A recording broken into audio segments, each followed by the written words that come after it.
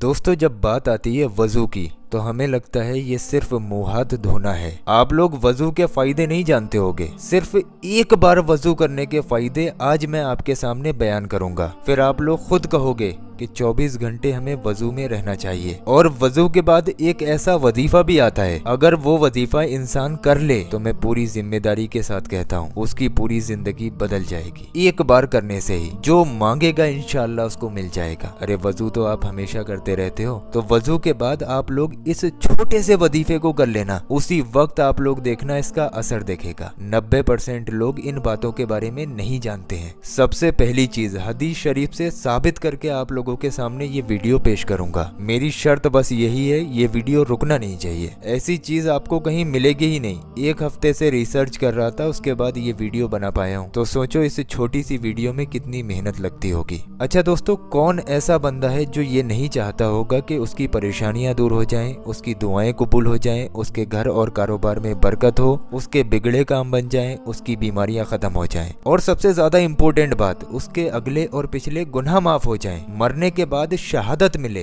पूरी रात रोजा रखने की इबादत का सबाब मिले, और उस इंसान की नजर कभी कमजोर हो ही ना। ये सारी चीजें आपको वजू से मिल सकती हैं। किस तरीके से आप लोग ध्यान से समझने की कोशिश करो और इससे फायदे हासिल करो। आपको अमल क्या करना है वो मैं अभी आप लोगों के सामने बयान करूंगा, लेकिन आप लोग पहले वजू करने के फायदे जान लो। सबसे ज्यादा अगर कोई चीज इंपॉर्टेंट है तो वो है हमारे गुनाह। हम लोग इन चीजों पर ध्यान नहीं देते हैं, लेकिन हशर कयामत वाले दिन जब हमारे गुनाह हमारे सामने आएंगे तो हमें लगेगा हमने इन पर ध्यान क्यों नहीं दिया। हालांकि आज आप लोग इस दुनिया पर हो, अगर आप चाहो तो अपने गुनाहों को माफ करवा सकते हो। मरने के बाद लाख कोशिश कर लेना, लेकिन आपके गुनाह कोई मिटा नहीं पाएगा। तो सबसे पहली चीज, अगले और पिछले गुनाह माफ हो जाएंगे। हदीस शरीफ में है, हजरत उस्मान गनी रदी अल्लाह ताला अन्हो ने अपने गुलाम से वजू के लिए पानी मंगाया। हुमरान कहते हैं, हुमरान हजरत उस्मान गनी रदी अल्लाह ताला अन्हो के गुलाम हैं। वो कहते हैं मैंने पानी लाकर दिया, उन्होंने वजू किया। मैंने कहा अल्लाह आपको किफायत दे,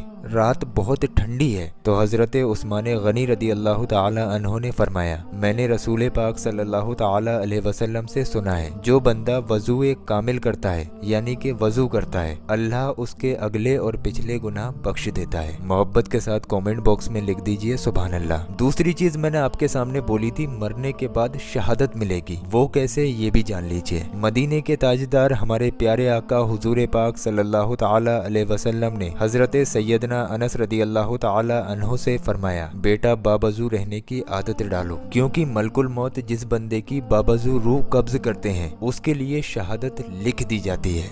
लेकिन हाय अफसोस, आज का मुसलमान वजू तो दूर की चीज है, पाक रहना भी मुनासिब नहीं हो पा रहा है। अरे मौत का कोई पता है, अभी सही बैठे हो 2 मिनट में आ जाए। अगर नापाकी की हालत में आपका इंतकाल हो गया तो अल्लाह को क्या मुंह दिखाओगे। और वहीं अगर आप बावजू हैं और आपका इंतकाल हो जाता है तो सोचो आपके नामाए अमाल में आपके लिए शहादत लिख दी जाएगी। तीसरी चीज मैंने बोला था, रोजे और रात भर इबादत का सबाब। हदीस पाक में है, बावजू सोने वाला रोजा रख के इबादत करने वाले की तरह है। तो दोस्तों बड़े प्यार से आपसे कह रहा हूँ, बावजू सोया करो, इसके बहुत फायदे हैं। आप तो सो जाओगे, लेकिन आपको पूरी रात इबादत करने का सबाब और एक रोजे का सबाब मिलेगा। सोचो कितना बेहतर होगा। चौथी चीज मैंने आपको बताया था, जिस्म की 70 बीमारियां दूर होंगी। तो दोस्तों हदीस पाक में है, लोटे वगैरह से वजू करने के बाद बचा हुआ पानी खड़े होकर पीने से जिस्म की 70 बीमारियां खत्म हो जाती हैं इंशाअल्लाह। वजू का पानी हमेशा खड़े होकर पीना चाहिए। तो आप लोग लोटे वगैरह से वजू करें, उसमें जो पानी बचे वजू के बाद खड़े होकर उस पानी को पी लिया करें। ऐसा करने से आप लोग 70 तरीके की बीमारियों से महफूज रहेंगे इंशाअल्लाह। अगली चीज मैंने आपको बोली थी, नजर कभी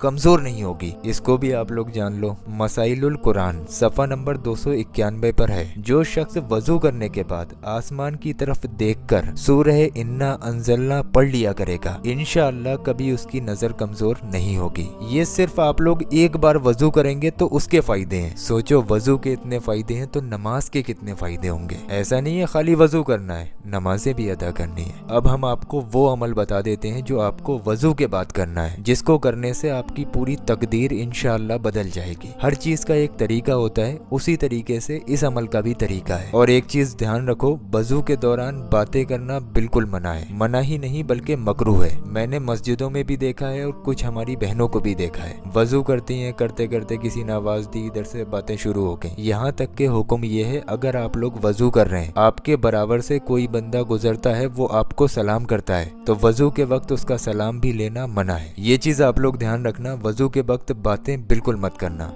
जब आपका वजू खत्म हो जाए उसके बाद सलाम लेने का हुक्म है, लेकिन वजू के दौरान आप बातें नहीं कर सकते। ये इस वीडियो का हिस्सा नहीं था, लेकिन मुझे बात ध्यान आ गई तो मैंने आप लोगों को बता दी। इस चीज का बहुत ध्यान रखना आप लोग, ऐसा करने से वजू मकरू हो जाता है। अब जब वजू मकरू हो गया तो सोचो नमाज कैसे होगी। आगे से नियत कर लो, कुछ भी हो जाए, लेकिन वजू मुकम्मल होने से पहले आप लोग किसी से भी एक भी लफ्ज नहीं बोलेंगे। अब हम लोग जिस वजीफे की बात कर रहे थे, तो पहले आपको वजू करना है। वजू से फारिग होने के बाद आप चाहें तो अपने हाथ पैर तौलिया वगैरह से साफ कर लें। उसके बाद चलते फिरते भी आप लोग इस अमल को कर सकते हैं। वजू किया, मस्जिद की तरफ जा रहे हैं आप लोग, तो रास्ते में भी इस अमल को कर सकते हैं। या फिर रात को सोते वक्त वजू कर लें और उसके बाद अपने बिस्तर पर बैठकर, बेहतर तरीका यह है कि बिस्तर पर बैठकर इस अमल को कर लें। सबसे पहले आप लोग 3 मरतबा शुरू में दुरूद पाक पढ़ें। दुरूद पाक जो आपके याद हो आप पढ़ सकते हैं। उसके बाद या हय्यू या कय्यूमो, या हय्यू या कय्यूमो,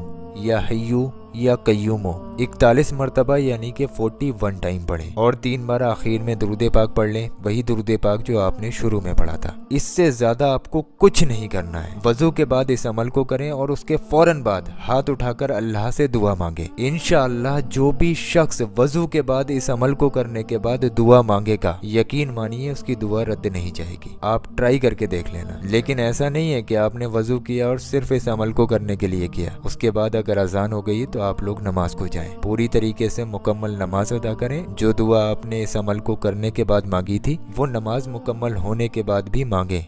लेकिन आप लोग उस दुआ को मांगने से पहले या रब्बना या रब्बना या रब्बना या रब्बना या रब्बना इस तरीके से 5 बार पढ़ लें। बिल्कुल इसी तरीके से हर नमाज में, हर वजू में करें। पहले उस अमल को करें, उसके बाद या रब्बना पढ़कर नमाज के बाद दुआ मांगे। एक बार आप लोग मेरे कहने से करके देखें। इंशाअल्लाह आपको इससे इतने फायदे मिलेंगे कि आप हर नमाज के बाद इस अमल को जरूर करेंगे और हर वजू के बाद करेंगे। बहुत से लोगों की तकदीरें बदल गई इस अमल से।